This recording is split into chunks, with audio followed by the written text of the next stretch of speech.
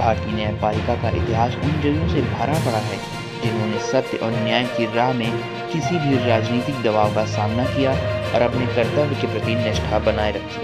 इसी परंपरा को बनाए रखने के लिए और एक नई दिशा देने के लिए जस्टिस संजीव खन्ना जल्द ही भारत की 91वें मुख्य न्यायाधीश का पद संभालने जा रहे हैं। इस पद तक पहुंचने की उनकी यात्रा न केवल उनकी काबिलियत का प्रमाण है बल्कि उनके परिवार की न्यायिक परंपरा की गहरी छाप भी है। जस्टिस संजीव खन्ना के परिवार का भारतीय न्यायपालिका में एक लंबा और प्रेरणादायक इतिहास रहा है। उनके चाचा जस्टिस हंसराज खन्ना भारतीय न्यायपालिका में न केवल एक नाम थे बल्कि सच्चाई और ईमानदारी की मिसाल भी थे। उन्होंने इंदिरा गांधी के आपातकाल के दौरान जो ऐतिहासिक निर्णय दिया था उसने उन्हें एक साहसी और ईमानदार जज के रूप में स्थापित कर दिया। यही नहीं, उन्होंने अपनी नैतिकता के साथ किसी भी तरह का समझौता नहीं किया, चाहे इसकी उन्हें कोई भी कीमत चुकानी पड़ी।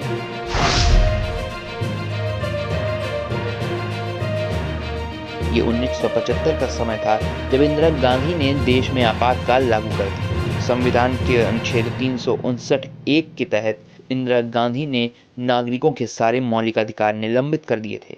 हजारों लोगों को मीसा के तहत गिरफ्तार कर जेलों में डाल दिया गया। पूरा देश राजनीतिक अशांति के दौर से गुजर रहा था और इस दौर में कई लोगों ने अपनी आज़ादी और अधिकारों के लिए संघर्ष कर रहे थे।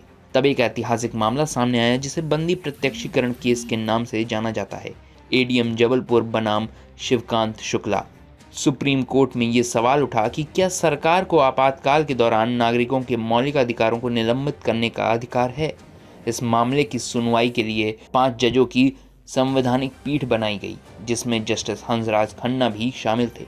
उस समय के 4 जजों ने सरकार के पक्ष में निर्णय देते हुए कहा कि आपातकाल में राज्य किसी भी मौलिक अधिकार को निलंबित कर सकता है, लेकिन जस्टिस खन्ना ने इससे इतर राय दी। उन्होंने सरकार के फैसले का विरोध किया और कहा कि ये नागरिक स्वतंत्रता का हनन है। उन्होंने तर्क दिया कि सरकार के पास जीवन का अधिकार भी निलंबित करने का कोई अधिकार नहीं होना चाहिए। इसके परिणाम स्वरूप उन्हें मुख्य न्यायाधीश का पद नहीं दिया गया, जो उनकी सीनियरिटी के आधार पर उनका हक था। इसके बाद जस्टिस खन्ना ने पद से इस्तीफा दे दिया। उनका ये साहस भारतीय न्यायपालिका में एक मिसाल बन गया।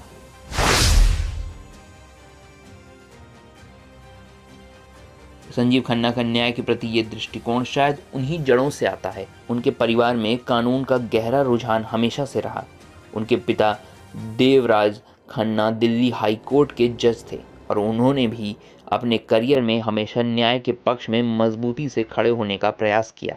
इस पृष्ठभूमि से संजीव खन्ना ने भी न्यायपालिका में एक लंबा और उत्कृष्ट करियर बनाया है। संजीव खन्ना के कानूनी करियर में उनके निर्णयों की बारीकी और उनकी संवेदनशीलता ने उन्हें एक निष्पक्ष और निष्ठावान जज के रूप में स्थापित किया है। उन्होंने कई महत्वपूर्ण मामलों में न्याय किया है, जो दर्शाता है कि वह न्याय के सिद्धांतों में विश्वास करते हैं और किसी भी प्रकार के राजनीतिक प्रभाव को नकारने का साहस रखते हैं।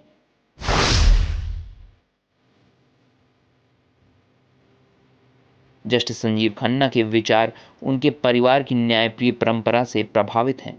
उन्होंने हमेशा संवैधानिक मूल्यों और नागरिक अधिकारों की रक्षा को प्राथमिकता माना है।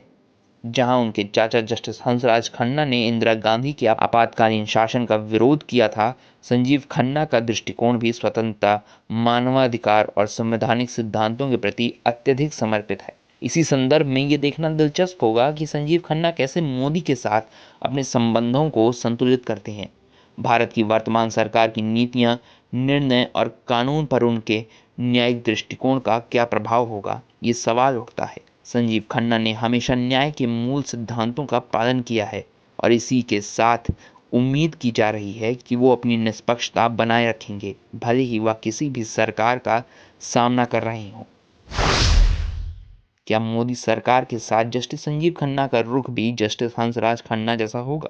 जस्टिस संजीव खन्ना के मुख्य न्यायाधीश बनने से न्यायपालिका में एक नई दिशा आएगी। ये भी उम्मीद की जा रही है कि वे अपनी निष्पक्षता और न्यायप्रियता के साथ निर्णय लेंगे, चाहे सरकार कोई भी हो, जैसा कि उनके परिवार का इतिहास रहा है। संजीव खन्ना भी किसी भी प्रकार के राजनीतिक दबाव से अछूते रहेंगे और अपने निर्णयों की निष्पक्षता का पालन करेंगे। भारत में पिछले कुछ वर्षों में कानून और सरकार के कई विवादास्पद निर्णय देखने को मिले हैं, जिसमें नागरिक संशोधन कानून, जम्मू कश्मीर का विशेष दर्जा खत्म करने जैसा कई मामला शामिल है।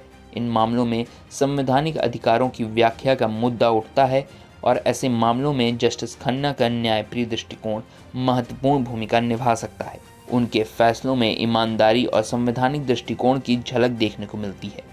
ऐसे में जब वे सर्वोच्च न्यायालय का नेतृत्व करेंगे तो उनसे अपेक्षा की जा रही है कि वो अपने न्याय के प्रति अपने परिवार की परंपरा का पालन करेंगे और किसी भी प्रकार की राजनीतिक दबाव का सामना न करते हुए निष्पक्ष फैसले लेंगे।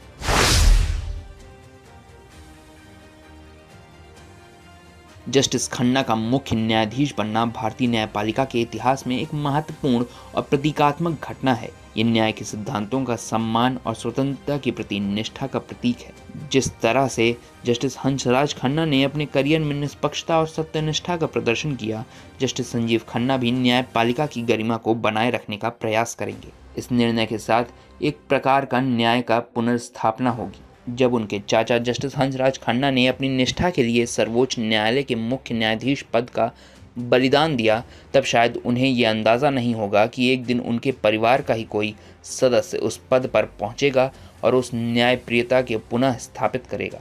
जस्टिस संजीव खन्ना का मुख्य न्यायाधीश बनना सिर्फ एक परिवार की जीत नहीं है, बल्कि ये न्यायपालिका के प्रति जनता के विश्वास की जीत भी है। ये उनके परिवार की उस इतिहास को सम्मानित करने का समय है जिसने सत्य, स्वतंत्रता और न्याय के सिद्धांतों को हमेशा सर्वोपरि माना है। जस्टिस संजीव खन्ना के मुख्य न्यायाधीश बनने के बाद ये देखना महत्वपूर्ण होगा कि वो वर्तमान सरकार के साथ अपने न्यायिक दृष्टिकोण को कैसे संतुलित करते हैं। यदि इतिहास का कोई संकेत है तो हमें विश्वास है कि जस्टिस खन्ना अपने चाचा की तरह ही किसी भी प्रकार के राजनीतिक दबाव का सामना करते हुए निष्पक्षता के साथ न्याय करेंगे। उनके इस पद को संभालते ही भारतीय न्यायपालिका को एक नया और ईमानदार नेतृत्व मिलने की उम्मीद की जा रही है।